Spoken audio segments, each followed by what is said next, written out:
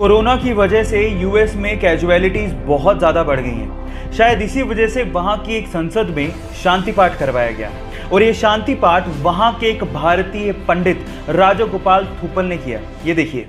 ओम असतो मा सद्गमय तमसो मा ज्योतिर्गमय मृत्योर्मा अमृतंगमय ओम शांति शांति शांति। और इसके बाद सभी संसद सदस्यों ने राजा गोपाल थूपल और उनकी पत्नी के लिए तालियां भी बजाई। कितनी गर्व की बात है कि हमारी संस्कृति को पश्चिमी देश अपना रहे हैं, लेकिन दुख की बात यह है कि हम उसे भूलते जा रहे हैं। आप लोगों का क्या कहना है चैट सेक्शन में लिखना मत भूलिएगा। आजकल के स्मार्टफोन में यूज होने वाले फिंगरप्रिंट सेंसर्स टेक्नोलॉजी वाइज इतने ज्यादा एडवांस होते हैं कि वो जिंदा आदमी और मरे हुए आदमी के फिंगरप्रिंट्स के बीच में डिफरेंस कर डालते हैं। मतलब ये हुआ कि मान लीजिए आपने किसी मरे हुए आदमी के फोन को उसी के फिंगरप्रिंट से खोलने की कोशिश करी तो फिंगरप्रिंट सेंसर्स उसे सेंस करके अनलॉक होने ही नहीं देगा। ये ऐसा इसलिए होता है क्योंकि मरने के बाद हमारे फिंगरप्रिंट सिकुड़ने लगते हैं, जिसे फिंगरप्रिंट सेंसर आइडेंटिफाई कर लेता है और फोन को कभी अनलॉक नहीं होने देता। इतनी एडवांस टेक्नोलॉजी आप लोग अभी यूज कर रहे हैं। क्या आपको इसके पहले तक ये बात पता थी? और नहीं पता थी तो चैट सेक्शन में लिखना मत भूलिएगा। गाइस, क्या आप लोगों को पता है कि स्पेसएक्स ने अंतरिक्ष में जाने के लिए एक एडवांस्ड कैप्सूल तैयार किया है जो किसी भी इमरजेंसी की सिचुएशन में एस्ट्रोनॉट्स को रॉकेट से अलग कर देगा। और उसके साथ साथ इसमें एक एडवांस्ड पैराशूट भी लगाया गया है जो आसानी से एस्ट्रोनॉट्स को लैंड भी करवा देगा।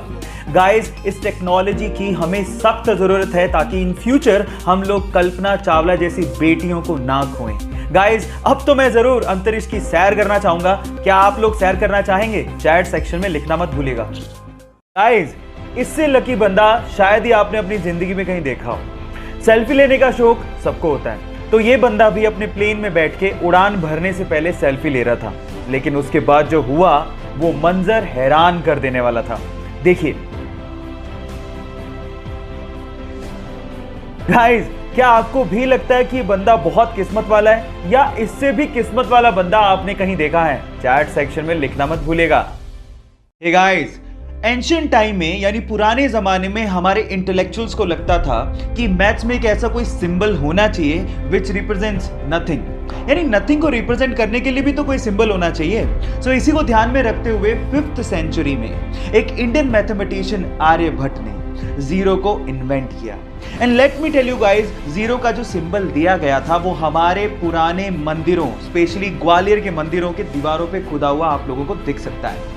सो गाइस, अगर आप ये सोचते हैं कि जीरो की इन्वेंशन कोई बड़ी इन्वेंशन नहीं है तो मैं आपको आपकी जानकारी के लिए बता देता हूं। अगर जीरो इन्वेंट नहीं हुआ होता ना तो बाइनरी लैंग्वेज नहीं आती, और बाइनरी लैंग्वेज नहीं आती तो एक कंप्यूटर लैपटॉप कुछ नहीं होते।